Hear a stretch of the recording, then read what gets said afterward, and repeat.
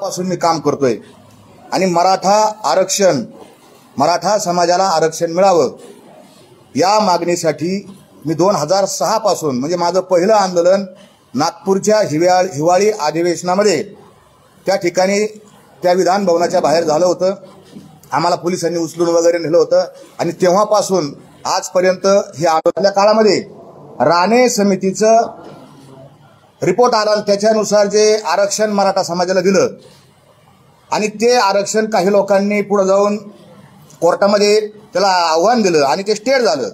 त्या स्टेट झालं असताना मी त्याच्यामध्ये एक रिट पिटिशन दाखल केली मुंबई हायकोर्टामध्ये आणि नामदार मुंबई हायकोर्टाला विनंती केली की कोणता समाज मागास आहे कोणता समाज प्रगत आहे हे ठरवण्याचं काम माननीय नामदार उच्च न्यायालयाचं नाही, हे काम मागासवर्ग आयोगाचं आहे। अशी विनंती मी ज्यावेळेस सन्माननीय कोर्टाला केली, कोर्टाने सरकारला मत विचारलं, सरकारला सांगितलं कडे चालवायचं की आमच्याकडे चालवायचं हे तुम्हाला स्वातंत्र्य आहे। आणि माझ्या पिटिशननुसार पहिल्यांदा न्यायमूर्ती संभाजीराव म्हसे पाटील यांचा मागासवर्ग कमिशन आयोग स्थापन झाला। म्हसे साहेबांचं मध्ये निधन झालं आणि त्याच्यानंतर जो आता खूप बहुचर्चित गायकवाड कमिशनचा रिपोर्ट आहे तो रिपोर्ट आला। गायकवाड कमिशनचा रिपोर्ट आणण्यामध्ये माझी महत्त्वाची भूमिका या पिटिशन आणि या सगळ्या माध्यमातून होती। मधल्या काळामध्ये मी काही राजकीय पक्षामध्ये काम करत होतो, परंतु मी वारकरी असल्यामुळं आमचे निवडणुकीचे ते राजकीय पक्षाचे आणि आमचे वारकरी विचार हे जुळत नाहीत, म्हणून मी सगळं राजकीय काम बंद करून फक्त शेती प्रश्नावर त्या ठिकाणी काम करत होतो, रस्त्यावर उतरलेलो होतो आणि याही पुढे आहे। आता मधल्या काळामध्ये मागच्या 4-5 महिन्यापूर्वी पोलिसांनी अंतरावली सराटीमध्ये उपोषणासाठी बसलेल्या मनोज जरांगे आणि त्यांच्या सगळ्या सहकार्यांवर मायमावल्यांवर त्या ठिकाणी लाठीचार्ज केला।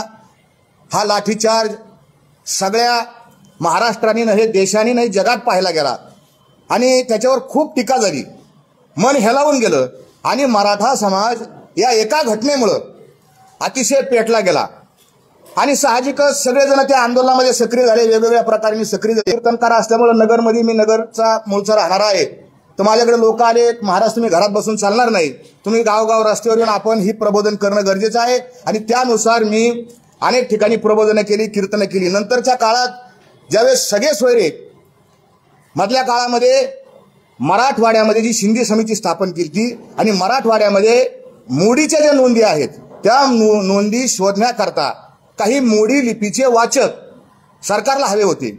मी मोडी लिपीचा वाचक आहे, मोडी लिपीचा अभ्यासक आहे आणि म्हणून माझेच नगरमधले असलेले आमचे मोडी शिकवणारे, आम्हाला ज्यांनी मोडी शिकवली असे डॉक्टर संतोष यादव आणि त्यांनी अनेकांना पाचारण केलं, चला आपण गावगाव जाऊन तहसीलला जाऊन TLR ऑफिसला जाऊन ते मोडीचे कागदपत्र शोधू आणि कुणबीच्या नोंदी सापडून जाऊ आणि त्या मोहिमेमध्ये आम्ही सहभागी झालो आणि मराठवाड्यामध्ये आज ज्या काही 40-42 हजार नोंदी दिसतात त्या नोंदी शोधण्याकरता असा माझा संबंध आला। मधल्या काळामध्ये इथे काम चालू असताना अंतरावलीला जाण्याचा माझा प्रसंग अनेक वेळा आला, तर त्या ठिकाणी सगळे सोयरे आपण पाहिला असेल मधल्या काळात सगळे सोयरे 15 दिवस सगळे सोयरे चालू होताना अजूनही सगळे सोयरे चालू आहे।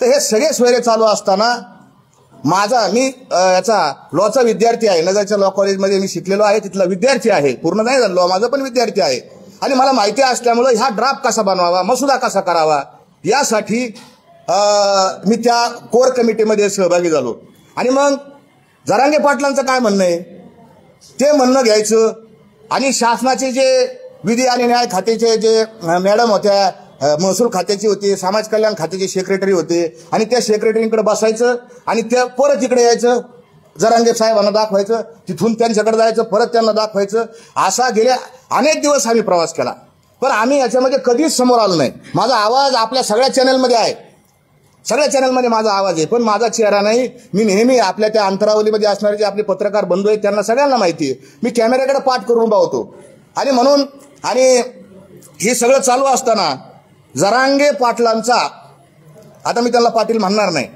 जरांगे यांचा, कारण पाटील असण्यासाठी पाटीलकीची सनद असावी लागते, त्यांची सनद मी पाहिली नाही, मी त्यांना पाटील मानित नाही। जरांगे यांचा हेकेखोरपणा आम्ही अनुभवला, हा असा शब्द घाला तो तसा शब्द घाला, हे असं झालं पाहिजे, आत्ताच झालं पाहिजे, तसंच करा, असंच करा. आम्ही इतके परेशान झालो आणि मग आम्हाला सुधारणाच काय करावं आणि काय नाही करावं. मुळात आपण आपल्या समोर मला अजून एक बाजू ठेवायची की मी ही पत्रकार परिषद कशासाठी घेतो, मी जरांगेवर का आक्षेप घेतो, का बरं, मला काय माझा प्रसिद्धीसाठी हव्यास आहे का, तर ही काय प्रसिद्धी आहे का. ह्याच्यामध्ये ट्रोलिंग होतं, आपल्या सगळ्यांना माहिती आहे. जर एखाद्या भूमिकेवर आपण आणि बहुमताने समाज एका बाजूला आहे आणि त्या विचारावर जर आपण खंडन केलं तर समाज त्या ठिकाणी, कारण तो भोळा समाज आहे, आमचा मराठा समाज फार मायाळू आहे, फार भोळा समाज आहे, फार गोड समाज आहे. त्याला लक्षात येत नाही, त्याला असं वाटतं महाराज असे काय बोलून राहिले बा, काल परवापर्यंत महाराज. आणि माझं त्या मधल्या काळामध्ये तुम्ही आता कोणतरी पत्रकार बांधवांनी विचारत का, तर मी फोटोसाठी लालची नाही, शिल्फी काढा हे करा त्यासाठी नाही, पण कामाच्या संयोगानं काही फोटो निघाले. आणि संभाजीनगरचे विभागीय उपायुक्त हे त्यांना आणि मी त्यांना मसुदा समजून सांगण्याकरता स्टेजवर एकदा बसलो, तर त्या ठिकाणी त्यांचे स्वतःचे शब्द येतं जरांगे पाटलांचे. त्याच्यामुळं मी जरांगे पाटलाचा सहकारी नाही, त्यांच्या टीममध्ये नाही, हा आक्षेप कुणालाही करता येणार नाही. जरांगे पाटलांचा व्हिडिओ आहे, जरांगे पाटलांनी क्लिअर कट सांगितलं. मी कालही त्या एका व्हिडिओवर ऐकून दाखवलं की जरांगे पाटलांनी सांगितलं, तुम्हाला ऐकून दाखवतो मी तो व्हिडिओ असा आहे की जरांगे पाटील मला म्हणतात की महाराज आहेत या ठिकाणी, महाराज करू लागायला आहेत, महाराज साक्षीदार आहेत. हे तुम्हाला मी व्हिडिओ ऐकून दाखवतो. बरं, आता उलट काय केलं ते सांगतो. महाराज भीतीचं, महाराज साक्षाला आहेत म्हणून, कारण ते करू लागायला सगळं त्याच्यामध्ये. परत आहे का, उलट काय केलं ते सांगतो. महाराज भीतीचं, महाराज साक्षाला आहेत म्हणून, कारण ते करू लागायला सगळं त्याच्यामध्ये. हे तुम्हाला व्हिडिओ मी पाठवून देतो आणि फोटो येतो मला. परत येतो. बरं, आता उलट काय केलं ते सांगतो. महाराज भीतीचं, महाराज साक्षाला आहेत म्हणून, कारण ते करू लागायला सगळं त्याच्यामध्ये. परत एकदा उगा. उलट काय केलं ते सांगतो. महाराज भीतीचं, महाराज साक्षाला आहेत म्हणून, कारण ते करू लागायला सगळं त्याच्यामध्ये. आता तुम्हाला हा आवाज आला असेल, कारण महाराज इथं आहेत, महाराज करू लागायला आहेत, त्यांची तिकडची भाषा आहे, गावरा आमची ग्रामीण भाषा आहे, आणि महाराज साक्षीला आहेत. मी जरांगेच्या प्रत्येक कृतीला साक्षीदार आहे. हे जरांगे, मनोज जरांगे यांचा आपण आता स्टेटमेंट, त्यांचा व्हिडिओ चॅनेलवर उपलब्ध आहे. म्हणजे कोणी असं म्हणणार नाही की हा माणूस कोणतरी आला आणि इथं आला आणि बसला. मग समाजामध्ये दुसरा प्रश्न असा तयार होतो, आक्षेप माझ्यावर असा येतो की हा माणूस प्रसिद्धीसाठी करतो का, तर बिलकुल नाही. आम्हाला कायम हार आमच्या गळ्यामध्ये येतं. आम्हाला तुकोबारायांनी भरपूर दिलेलं आहे, भरपूर आई वडिलांनी तुकोबारायांनी आम्हाला भरपूर दिलं. प्रसिद्धीचा हव्यास नाही, पैशाचा हव्यास नाही. माझ्या परिसरामध्ये बऱ्याच लोकांनी माझ्यावर टीका केली की हे पाकिटं घेऊन, सरकारचं पाकिट घेऊन इथं आले असतील, तर बिलकुल नाही. माझ्या परिसरात विचारा, मी कीर्तनाचे पैसे घेत नाही, उलट देतो. अजून माझ्यावर काही वेगवेगळ्या प्रकारचे आक्षेप त्या ठिकाणी त्यांनी नोंदवले, त्याचं पुढे मी निराकरण करीन. पण तुम्ही असं म्हणता की तुम्हाला आत्ताच का झालं, तुम्हाला जरांगे हेकेखोर होता हे तुम्हाला माहिती होतं, पण तुम्ही आत्ताच का बोलले. मी आत्ता बोललो नाही, मी साधारण 3 दिवसापूर्वी माझ्या मनातली जी खतखती ती एका छोट्याशा युट्यूबच्या चॅनलवर टाकली आणि जवळपास महाराष्ट्रामध्ये कोट्यावधी लोकांनी अनेक पोर्टलवरती गेली आणि कोटी लोकांच्या पुढे ती लोकांनी पाहिली. मला हजारो फोन आले, समर्थनाचे फोन आले आणि शिव्या शाप देणारे दोन्ही फोन आले. जीव घेणारे, तुला गोळ्या घालू, तुला मारून टाकू, माजला का, असं तसं, अशा प्रकारचे फोन आले. पण मी त्याला उत्तर दिलं, माझा धर्म सत्य सांगणं हा माझा धर्म आहे. तुका म्हणे बरा सत्याचा साया असं, नवनीता नास नाही पुन्हा. तुमच्या बाजूला बहुमत जरी असलं, किती लोक तुमच्या बाजूला असले आणि मी जरी एकटा असेल तरी मी सत्य सांगणार. गॅलिलिओ 500 वर्षापूर्वी एकटाच म्हणत होता पृथ्वी गोल आहे, आणि सगळं जग आणि सगळे धर्मग्रंथ म्हणत होते पृथ्वी कशी आहे, सपाट आहे. कोण खरं ठरलं, काळ याचं उत्तर देईन. बारस्कर महाराज बरोबर आहे की जरांगे बरोबर आहे.